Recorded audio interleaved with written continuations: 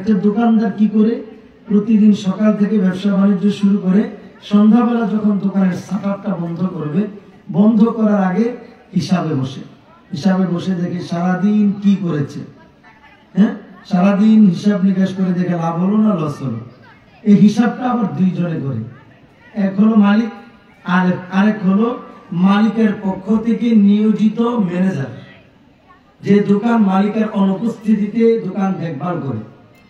তো ম্যানেজার আগে হিসাবটা মিলায়, পুরা হিসাবটা মিলানোর পরে এরপরে মালিক যখন আসে মালিককে বলে, বস এটা এত টাকা বিক্রি হয়েছে, এটা এত টাকা বিক্রি হয়েছে, এই এত টাকা আজকে বিক্রি হয়েছে, আর বাকি আছে কি বিক্রি হওয়ার পরে আমাদের দোকানের মধ্যে এই খরচ হয়েছে, এই খরচ হয়েছে, এত টাকা খরচ হয়েছে। যদি নিজের কাছে হিসাবে বনে যায় তাহলে মালিককে বুঝাতে পারে।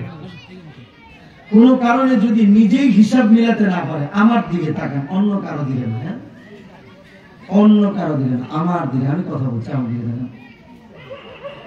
ম্যানেজার যদি হিসাবটা মিলাতে না পারে তাহলে সে কি আনন্দে থাকে না চিন্তায় থাকে? জোরে বলেন, আনন্দে না চিন্তায়? চিন্তায় কি কারণে? যে 500 টাকার হিসাব মিলতেছে না, 5000 টাকার হিসাব মিলতেছে না, আমার মাস শেষে বেতনই তো আমার 20,000 টাকা, 5000 টাকার হিসাব না মিললে মালিককে আমি কি হিসাব দিব? এই 5,000 টাকা আমার বেতন থেকে কেটে নিয়ে যাবে। কেন সে টেনশনে আছে?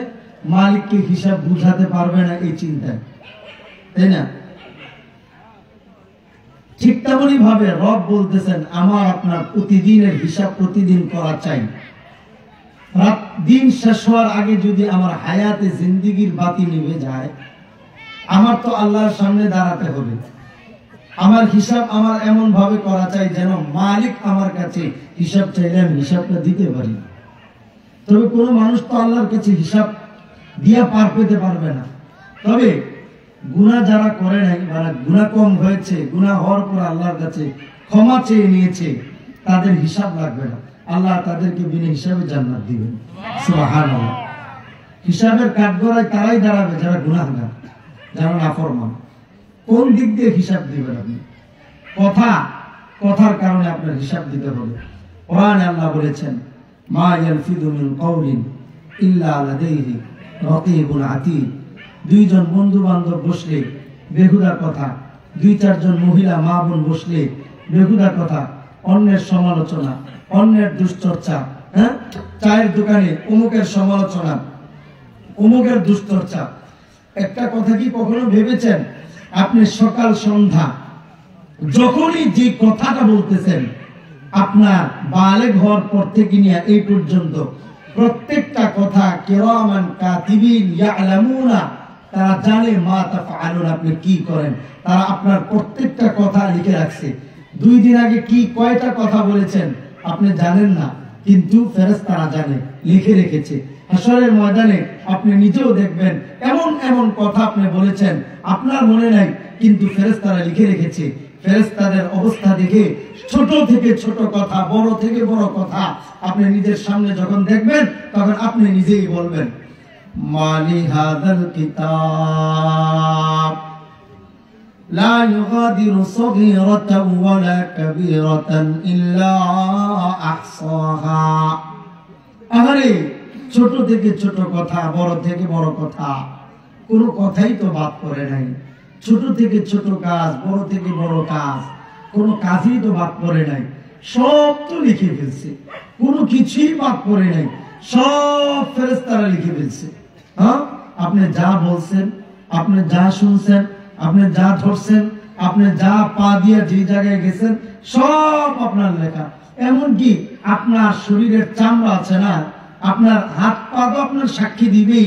জবান যখন বন্ধ হয়ে যাবে, আল্লাহ বলেন, আল-ইয়াওমা নাখতিমু আলা আফওয়াহিহিম ওয়া তুকাল্লিমুনা আইদিহিম। হাত, ইয়াদুন শব্দের অর্থ হলো হাত। আইদিহিম, তাদের হাত সমূহ তাদের বিরুদ্ধে কথা বলবে। কে আমার আপন?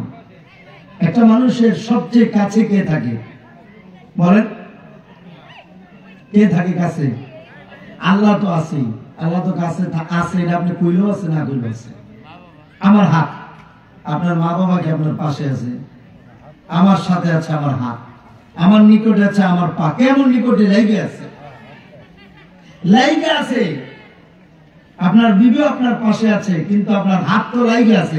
আপনার বিবি তো আপনার সাথে এমন ভাবে লাইগে নাই, একবার একটা হাত শরীরের সাথে যেভাবে একবার লেগে আছে, মিশে আছে, ওইভাবে কেউ আপনার সাথে। আপনি জামা পরছেন, এটাও আলাদা, লেগে আছে, তবে এটা আলাদা, তাই না? কিন্তু হাতটা কি আলাদা নাকি? লেগে আছে। আমার আপনার হাত আমার সাথে লেগে আছে, এটাও বিপক্ষে চলে যাবে। وتكلمنا أيديهم وتشهد أرجلهم بما كانوا يكسبون। আমার দুইটা পা আমার বিপক্ষে সাক্ষী দিবে। এটা তো হাত এবং পা আমার বিপক্ষে সাক্ষী দিবে। এমনকি হাত পায়ের সাথে যে চামড়াগুলা লেগে আছে না, এই যে চামড়াগুলা, যে চামড়াটা সুন্দর রাখার জন্য কখনো সরিষার তেল, কখনো নারিকেল তেল, কখনো গ্লিসারিন, কখনো লোশন, কখনো দেশিটা, কখনো বিদেশিটা। কেন? চামড়া ঠিক রাখতে হবে। এই চামড়া সুন্দর করার জন্য পার্লারে যায়, হাজার হাজার লক্ষ টাকা খরচ করে। চামড়ার কোনো সমস্যা হলে স্কিনের ডাক্তারের কাছে যায়, 1000 টাকা ভিজিট দেয়, এরপরে আরো 10,000 টাকার পরীক্ষা করে, এরপরে আরো 20,000 টাকার ঔষধ কিনে। একটা সাবান আমার পরিবারের একজন ব্যবহার করে, একটা সাবান, ছোট্ট একটা সাবান, দাম হলো 1200 টাকা। 4-5 দিন যায় সাবানটা, বা 5-7 দিন যায় একটা সাবান। সামান্য একটু চুলকানি হয়েছে, এটার জন্য 4-5 দিনের জন্য 1200 টাকার সাবান। এরপরে লোশন দিছে, এও আবার এটা ইউরোপ আমেরিকার লোশন, একটা দাম হয় 1 টাকা। তো চিন্তা করলাম, স্কিন ঠিক রাখার জন্য মানুষ হাজার হাজার লাখ লাখ টাকা খরচ করে। নায়ক নায়িকারা তাদের চেহারা সুন্দর রাখার জন্য লাখ লাখ টাকা খরচ করে। যুবক তার চেহারা, তার শরীরের চামড়ার সৌন্দর্য রক্ষা করার জন্য কত ধরনের মেডিসিন ব্যবহার করে। মহিলারা তাদের চেহারার চামড়া সুন্দর রাখার জন্য কালো হলে কত মেডিসিন, সুন্দর হলে যেন সুন্দরটা ঠিক থাকে, কত ধরনের মেডিসিন বেড়ায়। এই মেডিসিন কিনে দিতে দিতে বেড়ায় ফকির হয়ে যায়। এই হলো হালত। এই চামড়াও আমার আপনার পক্ষে না, এই চামড়া আমার আপনার পক্ষে না। হাসরের ময়দানে আমার হাত কথা বলবে, পা কথা বলবে, দেখে চামড়াও কথা বলা শুরু করে দিবে। চামড়াও আমার বিপক্ষে কথা বলবে, পক্ষে না। তখন আমি আপনি আশ্চর্য হয়ে সেদিন আমি আপনি চামড়াকে জিজ্ঞেস করব। কি জিজ্ঞেস করবো? এটাও আল্লাহ কোরআনে বলে দিচ্ছে, এটাও আল্লাহ কোরআনে বলে দিয়েছে। আমি আপনি বলবো, وقالوا لجلودهم لما شهدتم علينا قالوا أنطقنا الله الذي أنطق كل شيء। আমি চামড়াকে বলবো, কেন তুমি আমার বিপক্ষে কথা বলো? তোমাকে সুন্দর রাখার জন্য, ভালো রাখার জন্য মেহনত তো আমি কম করি নাই। তখন চামড়া বলবে, আমি তো বলি না। قالوا أنطقنا الله الذي أنطق كل شيء। দুনিয়াতে যে আল্লাহ তোমাকে কথা বলার শক্তি দিয়েছে, দুনিয়াতে যে আল্লাহ সব মানুষকে কথা বলার শক্তি দিয়েছে, ওই আল্লাহ আমাকে কথা বলার শক্তি দিচ্ছে।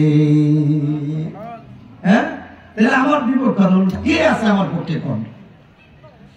আমার পক্ষে আমার হাত নাই, আমার পা নাই, আমার চামড়া আমার পক্ষে না, কেউ আমার পক্ষে না, সবাই আমার পর। হাসরের ময়দানে আমার বাবা আমার পক্ষে না, আমার বিবিও আমার পক্ষে না, আমার সন্তান আমার পক্ষে না, আমার আত্মীয় স্বজন কেউ আমার পক্ষে না। যেটা আল্লাহ বলে, ইয়াউমা ইয়াফিরুল মারউ মিন আখিহি ওয়া উম্মিহি ওয়া আবিহি ওয়া সাহিবাতিহি ওয়া বানি লিকুল্লি ইমরিইন মিনহুম ইয়াউমাইযিন শা'নুন ইউগনি। কেউ আমার পক্ষে না, সবাই যার যার মতো করে ইয়া নাফসি করবে। আমার বিবি, বাল বাচ্চা, বাবা মা কেউ আমার পক্ষে থাকবে না, সবাই আমার পর হয়ে যাবে। কেউ আমার উপকারে আসবে না যদি তারা ভালো কাজ না করে। এই জন্য রাসূলুল্লাহকে আল্লাহ তাআলা বলতে বলেছেন, নবী আপনি বলেন, কুল মা কুনতু বিদআম মিনার রাসূলি ওয়া মা আদরি মা ইউফআলু বি ওয়ালা বিকুম। তোমরা যদি তোমাদের নিজের চেষ্টায় মেহনত করে আল্লাহকে খুশি করতে না পারো, মনে রাখো হাসরের ময়দানে আমি নবীর কথা বইলা তোমরা পার পাইতে পারবা না। আমি নবীর বংশধর, এই জন্য পার পেয়ে যাবা না। না না, আমি নবীর বংশধর বলে পার পাইবা না যদি তোমাদের আমল ঠিক না থাকে। এই জন্যই তো আবু তালেব নবীর বংশধর হওয়া সত্ত্বেও নবীর হায়াতে জিন্দিগিতে নবীর ডান হাত ছিল। ইসলামের সৌন্দর্য পাওয়ার পিছনে সবচেয়ে বেশি ভূমিকা যার ছিল, আবু তালেবের ভূমিকা ভোলার মতো না। যে আবু তালেব রাসূলুল্লাহকে ইসলামের দাওয়াত দেওয়ার জন্য সহযোগিতা করেছে। আল্লাহ তাআলা আল্লাহর কাছে আবু তালেবের জন্য নবী কত দোয়া করেছেন। আল্লাহ তাআলা বলেছেন, ইন্নাকা লা তাহদি মান আহবাবতা ওয়ালাকিন্নাল্লাহা ইয়াহদি মান ইয়াশা। আল্লাহ যাকে হেদায়েত দেন সে হেদায়েত পাবে। আপনি যাকে ভালোবাসেন, পছন্দ করেন, হেদায়েত দিতে চান, আপনি দিতে পারবেন না আমি আল্লাহ যদি না চাই। রাসূলুল্লাহ বলেন, আমার আত্মীয় এই বলে তুমি হাসরের ময়দানে পার পাইবা না, বরং তোমার আমল করে তোমার আমলের মাধ্যমে তুমি পার পেতে হবে।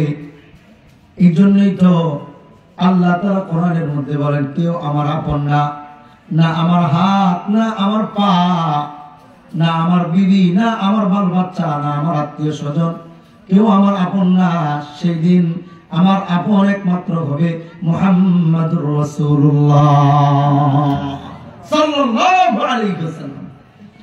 যেই বাবা মার জন্য আমি আমার রাসূল মুহাম্মাদুর রাসূলুল্লাহকে ভুলে গিয়েছি, যেই সন্তানের জন্য রাসূলুল্লাহর আদর্শ ছেড়ে দিয়েছি, এই মুহাম্মদ, এই নবী, আমাদের নবী, প্রিয় নবী মুহাম্মাদুর রাসূলুল্লাহ সাল্লাল্লাহু আলাইহি ওয়াসাল্লাম, আল্লাহ নবী বলতেছেন, হাসরের ময়দানে আমি তোমাদের অভিভাবকের মতো দায়িত্ব পালন করব।